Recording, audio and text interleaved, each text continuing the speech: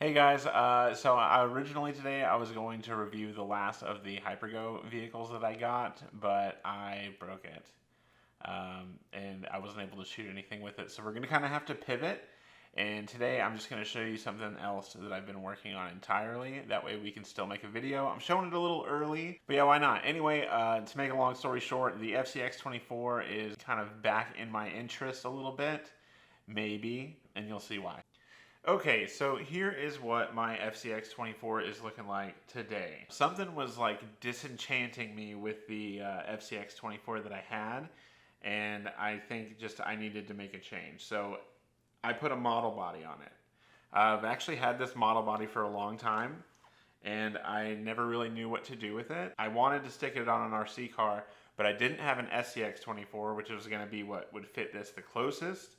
And yeah, anyway, one day I was back. I got this body at Walmart, and I was back at Walmart, and I saw that there was another one, and I thought, well, maybe I can chop this other one up and, like, you know, extend or make it bigger somehow so that it would work. So that's what I did, and it's still a little too small.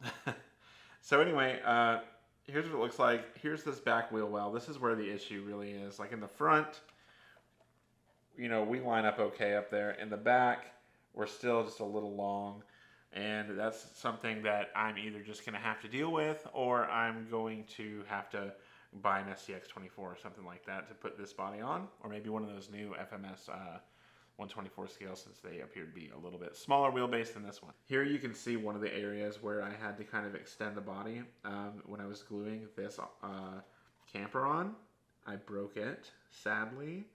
And yeah, I had to glue it back together. So I'm going to have to do something here.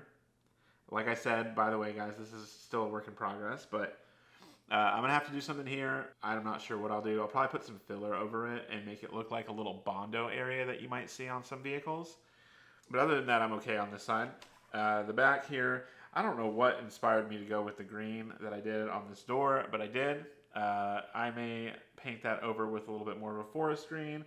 And my little hinges in here, this color turned out a little bit more mustard yellow than I wanted for the door hardware. So that I might go over again with like a gold. Other than that, we need a tag back here, and I'm kind of just fine with these lights. Over on this side, we can see that it pretty much looks the same. There's a couple bubbles here where I got crazy with the epoxy. Like you can kind of see where it ran down a little bit.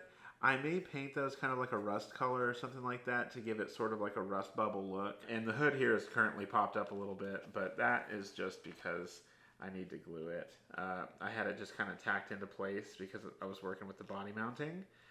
So gluing it down and then just hitting it with a good backer of like epoxy or something like that will keep it in place. You might notice the windows are frosted. And the reason they're frosted, I do this on purpose with a lot of stuff that I don't really want to see inside. And that's because, like, if you look through the window here, like, it's packed with the electronics. You can see that servo there. And I just didn't want that to be super apparent. But then I realized that these side windows, they didn't have any.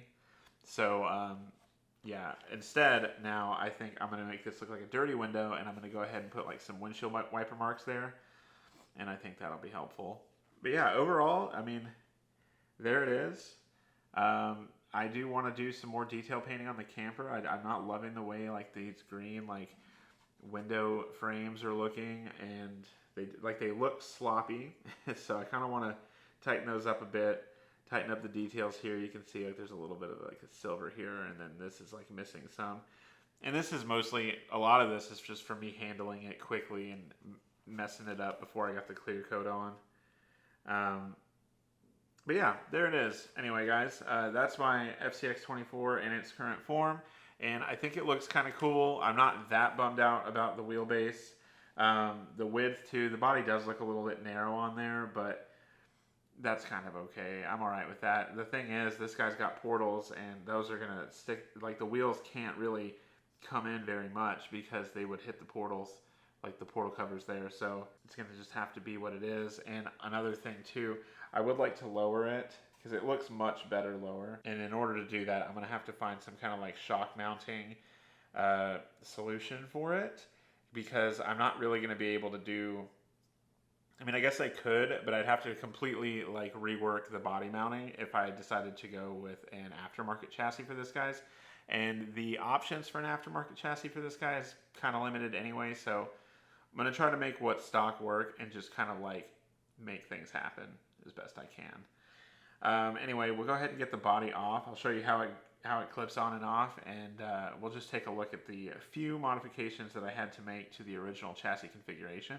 Okay, so to get the body on and off, basically it's using magnets, but because of the way that I have it set up and the way the body's shaped, there's kind of like a trick to getting the body off, which I like actually. So you have to slide it forward and off, and then you get in there, and to get it back on, you have to sort of like slip it on. But I do like the way that kind of like, it's a very positive connection, and I enjoy it. So that works nice. Under here, the changes that we made here are pretty minimal, honestly. I decased the ESC receiver combo and just stuck it right here. I need to find some shrink wrap to go over it or something like that, just to protect it from a bunch of, like, you know, dust and stuff like that. The body mounts are literally just magnets. I have 2 here held down with some epoxy, and then there are 2 here on the sides that are also held on with epoxy. The power switch, which is floating around right here, this guy's probably got to go. I can't really find, I'd have to find a place to mount it, and I'll try that first. But if not, I'm going to remove it and just solder those wires together. The battery is going to hang out back here. So it's going to go, I may make a little shelf for it, or like a mount, or I may just stick it on here somehow with like some, like a command strip or something like that. But it's going to go out back. There's just no place for it up here. And as a matter of fact, originally, I was going to put everything out back. I wound up cutting the bed out of the El Camino body, so that way I would have plenty of space to hide a bunch of things inside the camper if I needed to. But yeah, so anyway, that is where the battery's going to go for now. And it does allow, by the way, which is, it's pretty nice, it allows for a lot of different battery sizes. So that's pretty cool. You're not stuck with just like that tiny little FMS battery, because now that's where the ESC receiver is. Other than that, though, this is the same one that we made that other video on. Oh, I had to remove the servo saver from the servo because this was going to hit the bumper on the El Camino body. No big deal, but I would suggest, if you wanted to remove the servo saver on your FCX24, to just buy a servo horn and not try to modify the stock one, because it's a little bit of a pain. There was some cutting and there was some gluing in order to make that all work out how I wanted it to. But in a pinch, it's working for now. We'll upgrade the servo later and it'll be fine. So we will probably continue to work on this. I'll buy some more parts for it and stuff like that, and I'll continue to work on the body, trying to make it look better and sort of update it, and I'll update you guys as we go. But for a video in a pinch, under unforeseen circumstances, this is what I've got for you guys. All right, you guys, so anyway, here it is. This is what we've got for today's stand-in video. Wasn't really ready to show it, but whatever. I'm kind of glad we can get some input from you guys, and you can tell me what you think. Have you ever tried to put a 1/25th scale model body on an RC car? Let me know in the comments. And we'll get that Hypergo review done. I just got to order some parts and put it back together. So anyway, you guys, if you like this video, you should give me a like. And if you like this type of content, you should subscribe. We do fun RC videos like this every week, except for sometimes like on Father's Day weekend where I was doing Father's Day stuff and not making videos. Anyway, yeah, let me know what you think of this. Let me know if you guys have ever done a 1/25th scale model body on an RC car, and we'll see you in the next video. Thanks.